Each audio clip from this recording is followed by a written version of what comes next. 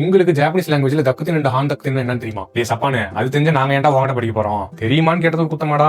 Japanese language படிக்கிறவங்க ஒரு சிலருக்கு வந்து என்னங்கிறது தெரிய மாட்டேங்குது. ஏன் எனக்குமே ஃபர்ஸ்ட் தெரியாது. நான் படிக்க தான் கத்துக்கிட்டேன்.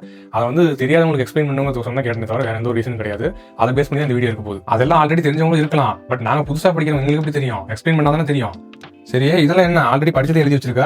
அதுக்காக தான் தக்குத்தின் அண்ட் ஹான் தக்குத்தின் என்னன்னு கேட்டேன். ஆக்சுவலா லாஸ்ட் வீடியோ வரைக்கும் என்ன பார்த்துருந்தோம், இந்த ஃபர்ஸ்ட் பேசிக் 46 கேரக்டர்ஸ் வரைக்கும் பார்த்துருந்தோம். இப்போ அதை பேஸ் பண்ணி எல்லாமே இருக்குன்னு சொல்லியிருந்தோம் இல்லையா? அதனால இப்போ நம்ம பார்க்க போறது வந்து பார்த்தீங்கன்னா இந்த பாக்ஸ் உள்ள 25 கேரக்டர்ஸ். இந்த 25 கேரக்டர்ஸ் பார்க்கறதுக்கு வந்து பார்த்தீங்கன்னா தக்குத்தின் அண்ட் ஹான் தக்குத்தின்ங்கிறது என்னன்னு தெரிஞ்சிருக்கணும். ஓ, அதான விஷயம். பரவாயில்ல, கொஞ்சம் இன்ட்ரெஸ்டா இருக்கும் போல. சரி, என்ன சொன்னேன்? அது இன்னும் வாயில் நுழைய மாட்டேங்குது. தக்குத்தென் அண்ட் ஹான் தக்குத்தென் இங்க சொல்லி பார்ப்போம். தக்குத்தென் அண்ட் ஹான் தக்குத்தென் கரெக்டா? கரெக்ட். பட் அதை எதுக்கு யூஸ் பண்றோங்கிறது தெரியணும் இல்லையா? அது எதுக்குன்னு வந்து பாத்தீங்கன்னா ஹிரகானாவோட ஃபர்ஸ்ட் பேசிக் 46 கேரக்டர்ஸ் பார்த்திருந்தோம் இல்லையா? அதோட ப்ரொனன்சியேஷன் வந்து சாஃப்டா இருந்துச்சு. அந்த சாஃப்ட்வேர் ப்ரொனன்சியேஷன் வந்து ஹார்டா மாத்துறதுக்காக யூஸ் பண்ண போறது தான் தக்குத்தின் அண்ட் ஹான் தக்குத்தின்ங்கிறது. இது அப்ளை பண்றது மூலமா ப்ரொனன்சியேஷன் எப்படி மாறுதுங்கிறது வந்து அப்புறம் பார்க்கலாம். இப்போ அதை எப்படி எழுதணுங்கிறத பார்க்கலாம். இங்கிலீஷ்ல நம்ம கொட்டேஷன் மார்க் யூஸ் பண்ணுவோம்ல, அந்த மார்க் தான் வந்து பாத்தீங்கன்னா தக்குத்தின்.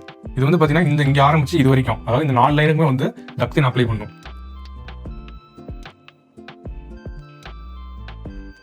இது வரைக்கும் வந்து பாத்தீங்கன்னா தக்குத்தின். இப்போ இந்த லைனுக்கு வந்து பாத்தீங்கன்னா ஹான் தக்குத்தின் யூஸ் பண்ணுவோம்.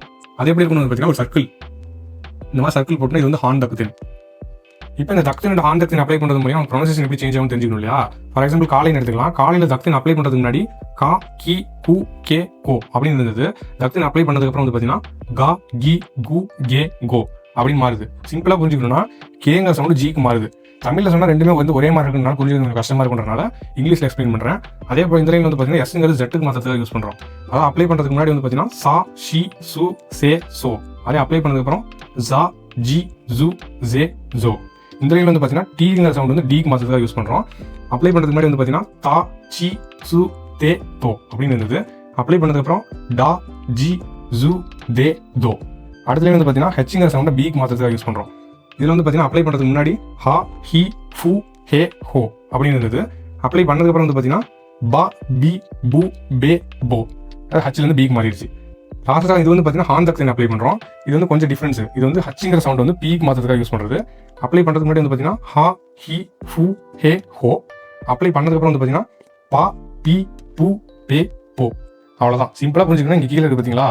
இதுதான் வந்து தக்குத்தின் அண்ட் ஹான் தக்குத்தின் எக்ஸ்பிளனேஷன். எக்ஸ்பிளைன் பண்ணதெல்லாம் புரிஞ்சு அது எப்படி சேஞ்ச் ஆகுதுங்கிறது வந்து பாத்தீங்கன்னா உட்காந்து பிராக்டிஸ் பண்ணி பார்த்தா தான் புரியும்.